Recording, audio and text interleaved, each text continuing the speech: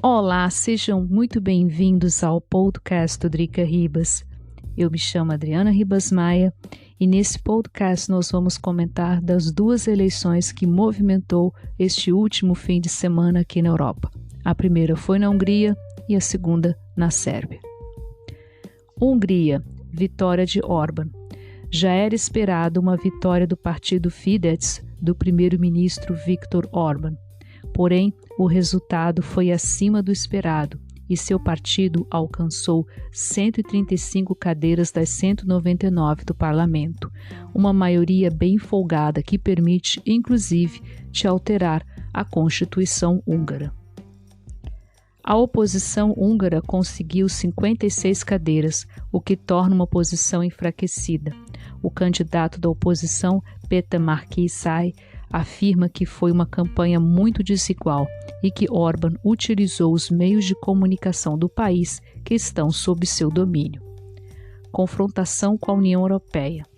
Logo no seu discurso de vitória, Orbán já se confrontou com a União Europeia, o que, aliás, sempre foi seu discurso desde 2010, desde que chegou no poder.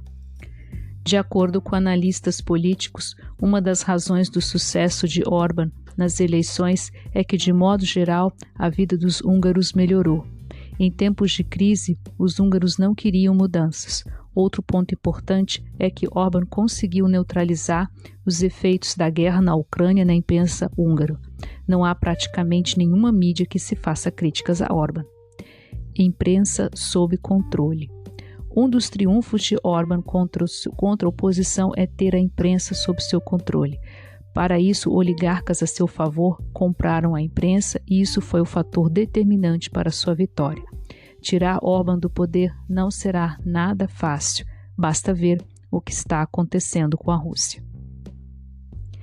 Agora vamos comentar sobre a segunda eleição, que foi na Sérvia. Sérvia, entre a União Europeia e a Rússia. Outra eleição foi acompanhada com expectativa pelos europeus, a Sérvia. Escolheu um novo parlamento. As pesquisas davam vitória para o partido do presidente Aleksandar Vučić. Seu partido, o SNS, conseguiu 43,4% dos votos. Com isso, o SNS poderá ter até 125 cadeiras das 200 cadeiras do parlamento sérvio. Como é característico dos sistemas parlamentaristas, o partido SNS vai precisar de um parceiro de coalizão. Ele pode fazer coalizão com o Vodorina Hungar, SVM, ou seguir coalizão com os socialistas. O candidato da oposição, Sridoponos, espero que eu esteja pronunciando certo, conseguiu 12,8%. Os socialistas que fazem parte do governo atual conseguiram 11,6%. Com boa votação do SNS, ele pode escolher tranquilamente um parceiro de coalizão. Entre Rússia e União Europeia. Os sérvios querem entrar como membros da União Europeia, mas ao mesmo tempo querem ter boas relações com a Rússia. O país depende de 90% do gás russo. Nas últimas semanas, houveram nas ruas da Sérvia, especialmente de Belgrado, a capital, manifestações a favor de Vladimir Putin. Há um forte sentimento contra a OTAN, a Organização do Atlântico Norte, que, em função da guerra da Sérvia contra as Bósnia em 1992, bombardeou o país.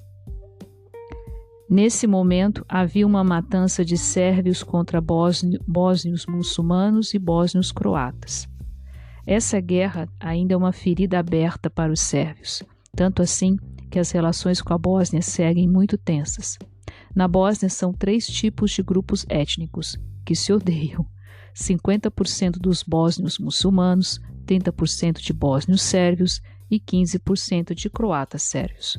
Os bósnios sérvios querem se juntar com a Sérvia e os outros não.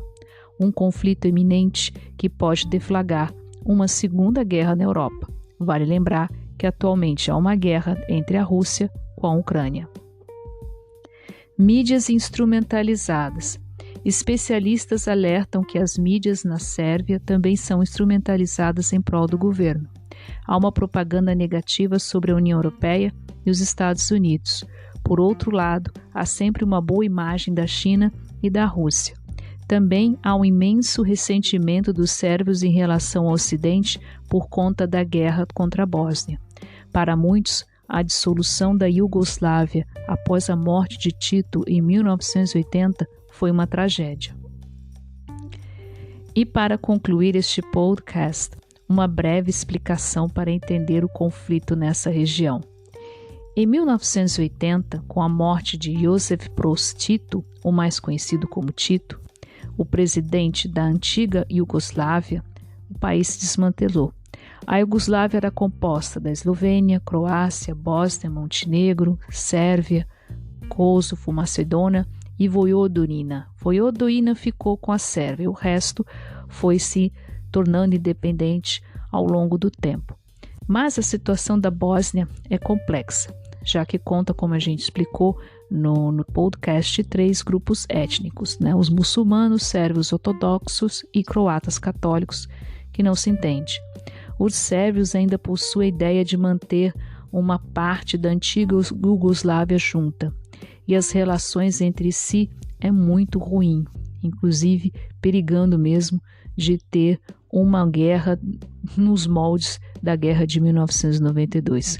O que, sinceramente, no atual contexto que a gente vive aqui na Europa, é o que a gente realmente não quer. Esse foi mais um podcast do Drica Ribas. Se vocês gostam, não deixe de seguir, não deixe de compartilhar. E, claro, a gente se encontra num próximo podcast. Muito obrigado pela atenção de vocês.